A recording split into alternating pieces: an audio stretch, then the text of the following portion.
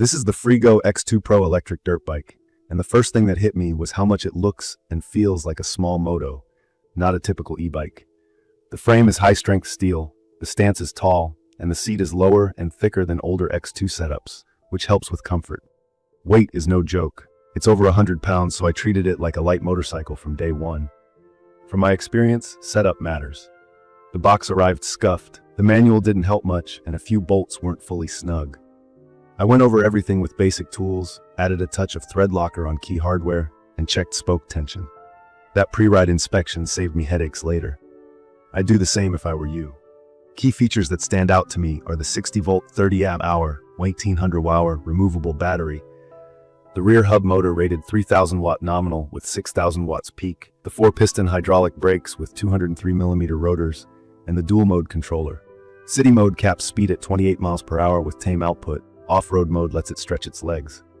The M5 display shows speed, battery, and trip info, and you get a half-twist throttle, LED headlight and taillight, and 19 by 2-inch knobby tires. The Pro trims the drivetrain to a simple single speed on my unit, and it adds a magnetic pedal assist sensor, so the motor kicks in when you start pedaling. Quick explainer if you're new. A hub motor sits inside the rear wheel, so all that mass is unsprung, which can affect how the suspension handles fast bumps. Hydraulic brakes use fluid pressure to clamp the rotors, giving you stronger, more controlled stopping.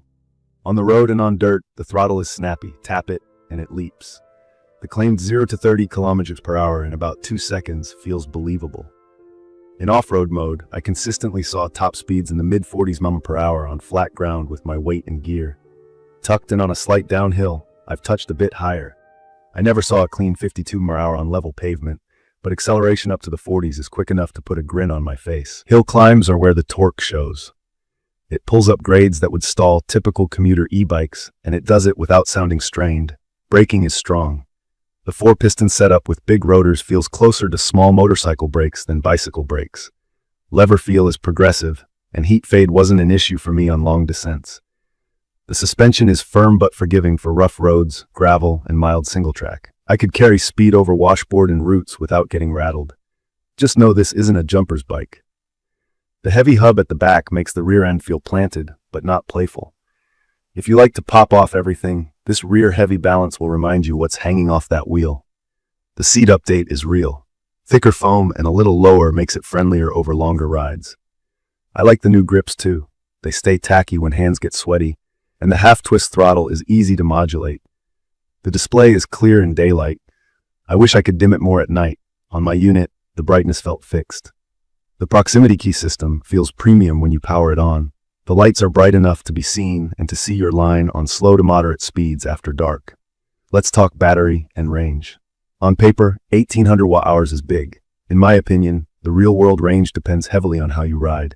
On flat mixed terrain, cruising 25 to 35 miles per hour with some stops, I averaged around 20 to 25 miles per charge. On hilly routes or aggressive throttle use, I've had rides drop to 12 to 15 miles. Baby it in city mode, stick to smoother paths, and you can stretch it. Off-road mode at high speed drains it fast. Charging took me 8 to 10 hours with the included fan-cooled charger when I was close to empty. The battery is removable, which is handy for apartment charging, but it's heavy, so I carry with both hands. One tip for newcomers, don't rely only on the battery bars. Voltage readouts tell the truth about remaining capacity. The bars can be jumpy under load. Pedaling is there for legality and slow speed maneuvering. With the magnetic sensor, the motor wakes up as soon as you start turning the cranks, which is nice in traffic or on gravel climbs. But with the weight and the gearing, you're not pedaling this like a road bike. I use the pedals to help on starts, to stay compliant in city mode, and as foot props when I'm coasting. Tall riders will find the crank position a bit tight for real pedaling workouts. Durability has been mixed for me. I've had flats early on with the 19x2 tires, especially the rear. Slime or a tire liner helps, and checking pressure before each ride is crucial. I had a charger go flaky once. It would cut out before full.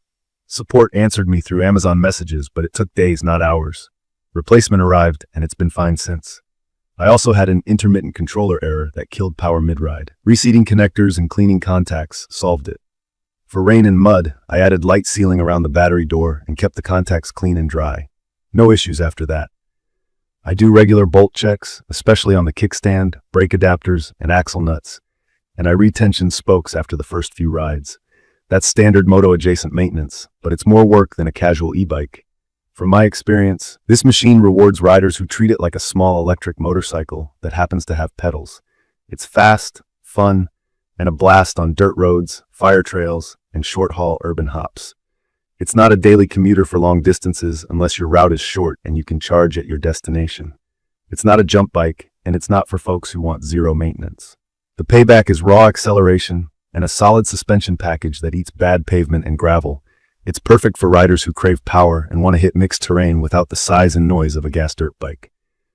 If you've got private land, a local OHV area that allows e-bikes, or a network of farm roads, this feels right at home. Check your local rules on speed limits and what counts as an e-bike, because city mode tops at 28 miles per hour and keeps output tame, while off-road mode is beyond typical Class 3 limits. In my opinion, the biggest strengths are the motor grunt, the upgraded brakes, and the comfort tweaks on the Pro. The biggest trade-offs are weight, realistic range at high speed, and the extra care you need to keep everything tight and dialed. I've seen people get flawless units and ride hundreds of hard miles. I've also seen folks chase gremlins like I did with the Charger and that one controller hiccup. If you're not willing to wrench a little, budget a shop visit or look for a platform with a lighter motor and longer verified range.